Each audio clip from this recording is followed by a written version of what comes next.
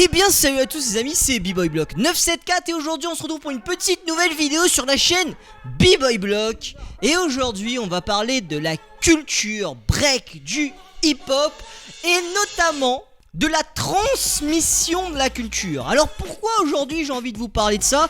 Tout simplement parce qu'il y a déjà 2-3 semaines de cela, je suis allé donner un cours d'initiation dans une école primaire, dans un quartier où j'ai grandi, dans un quartier où je me suis beaucoup entraîné et ça m'a rappelé pas mal de souvenirs et je me suis dit que la transmission du hip-hop est réellement quelque chose d'important et qu'il fallait qu'aujourd'hui je vous en parle. Et restez bien jusqu'à la fin parce que je vais avoir quelques petites annonces aussi à vous faire.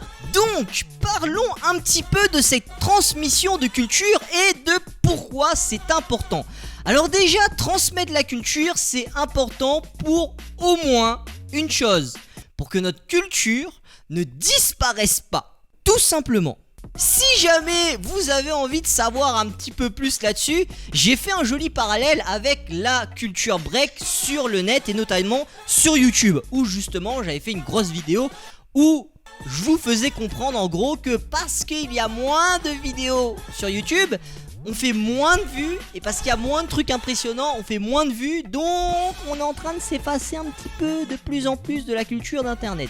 Et c'est un peu pareil pour la transmission de la culture dans le réel. Si nous, les b-boys, les initiés, on ne va pas transmettre la culture à des enfants, à des ados, etc., etc., comment notre culture va perdurer dans le temps? Et il y a beaucoup de sports dans l'histoire qui ont disparu justement parce qu'ils n'arrivaient pas à transmettre leur culture. Une autre chose que j'ai envie de dire sur la transmission de la culture, c'est que j'ai très souvent reçu des messages de pas mal d'abonnés qui me disaient « Ouais, Block, je m'entraîne très souvent tout seul, j'ai pas de b-boy aux alentours de là où j'habite dans la campagne et si je veux trouver un b-boy, il faut faire plusieurs heures de route. » Au début, soyons très honnêtes, quand j'ai commencé YouTube, c'est-à-dire il y a quasiment plus de 10 ans, je pensais que c'était quasiment impossible. Je m'explique.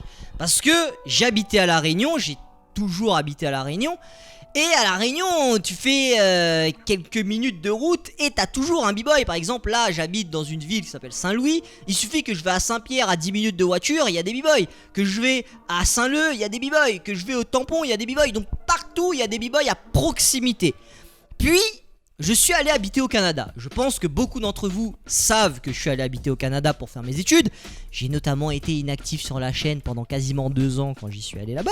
Mais passons. Donc au Canada, je me suis rendu compte de la situation de beaucoup de personnes en France, de beaucoup de b-boys en France. Parce que moi au Canada, j'étais dans un petit patelin paumé et pour trouver un b-boy, il fallait que je fasse au minimum 4h30 de route aller. Ça veut dire aller-retour 9h de route. Et même là, j'étais pas trop sûr de trouver des b-boys. Donc imaginez-vous ça. Pour être sûr et certain de trouver des b-boys, il fallait faire 6 heures de route pour aller à Montréal.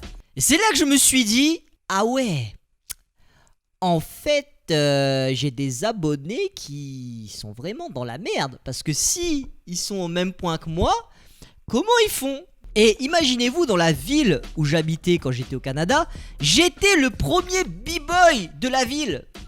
C'est-à-dire que je suis arrivé là-bas en 2017 et avant moi, il n'y avait jamais eu aucun b-boy dans cette ville. C'est chaud. Oui, très chaud. Et du coup, c'est là que la transmission du hip-hop est très importante. Très très très importante. Moi quand j'étais là-bas, même si j'ai pas mal arrêté le break parce que j'étais beaucoup plus concentré sur mes études, j'ai quand même donné des cours de break. Tout simplement pour transmettre la passion du break dans cette ville. Pourquoi j'ai fait ça ? Parce que je me suis dit c'est simple, si je suis le premier b-boy de cette ville et que à part moi il n'y a aucun autre b-boy, il est de mon devoir de transmettre cette culture dans cet endroit du Canada. C'est pourquoi que j'ai donné des cours à des jeunes, c'est pourquoi que j'ai fait des initiations auprès des jeunes, c'est pourquoi je suis allé danser en street en été quand il n'y avait pas de neige, bien sûr, pour montrer que cette culture existe. Et que peut-être, pourquoi pas, un jour, une personne se rappellera de moi qui faisait du break et se dira c'est ça que j'ai envie de faire.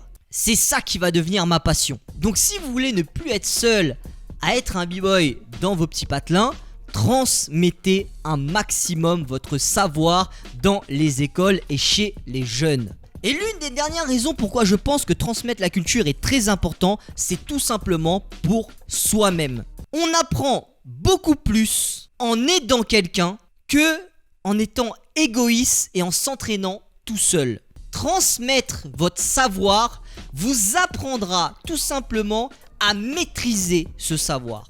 Apprendre à quelqu'un à faire la coupole vous permettra de voir vous-même si vous maîtrisez à fond ce mouvement et vous êtes capable de l'enseigner.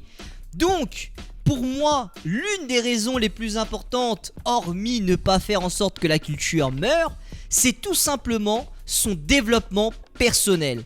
Si vous transmettez la culture, que ce soit à un ami, que ce soit à des jeunes d'une école ou à n'importe qui d'autre, vous allez vous-même vous améliorer. Et ça, c'est très important. Nous sommes une culture de passion et il est hors de question qu'on laisse ces valeurs passer. Je vous rappelle que les valeurs du break sont peace, love, unity and having fun. Et il est de notre devoir de partager cette culture.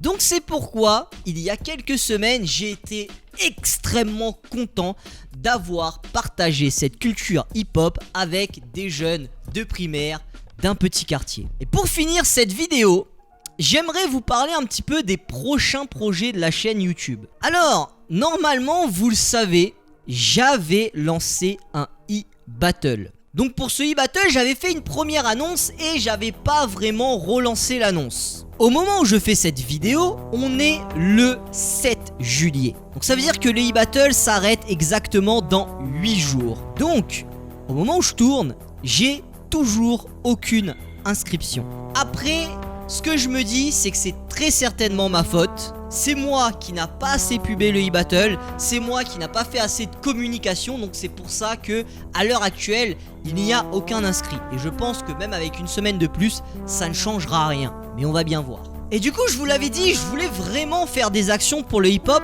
mais je me rends compte que ma chaîne YouTube n'a vraiment pas assez d'impact. Vous êtes peut-être 3 ou 4 vrais fidèles à être là sur quasiment toutes les vidéos et à suivre la chaîne assidûment. Je sais que vous avez soif de savoir et je sais que vous avez envie d'apprendre.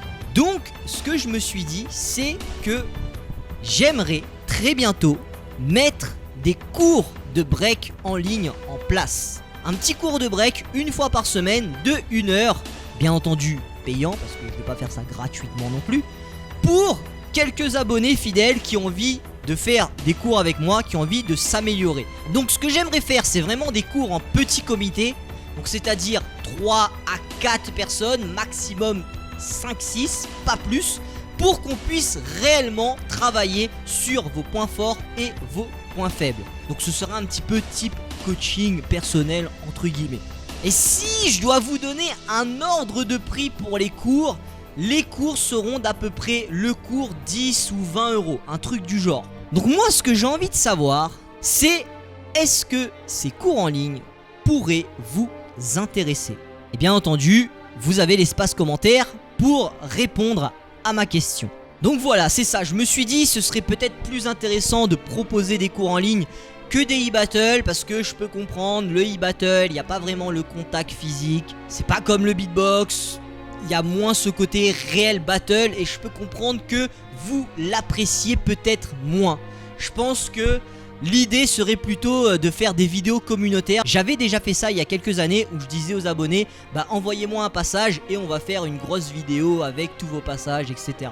Peut-être ce genre de choses vous plairait plus. Après je vous invite à me proposer des idées en commentaire parce que j'ai bien envie de faire des actions pour la culture, mais si à chaque fois que je fais une action ça me prend du temps et on fait un gros bide, je vois pas pourquoi je fais des actions en fait. Parce que très souvent, là par exemple pour le e-battle, ça a été une perte de temps, une perte d'argent et ça a fait un gros bide. Moi ça me fait un petit peu chier. C'est ainsi que cette vidéo se termine, j'espère que vous l'avez appréciée. Si jamais vous l'avez appréciée, n'hésitez pas à vous abonner à la chaîne YouTube et à liker la vidéo, ça me fera très plaisir. Et moi, je vous dis à la prochaine. N'oubliez jamais, la détermination est notre meilleure arme pour avancer. C'était Block et je vous dis tchuss.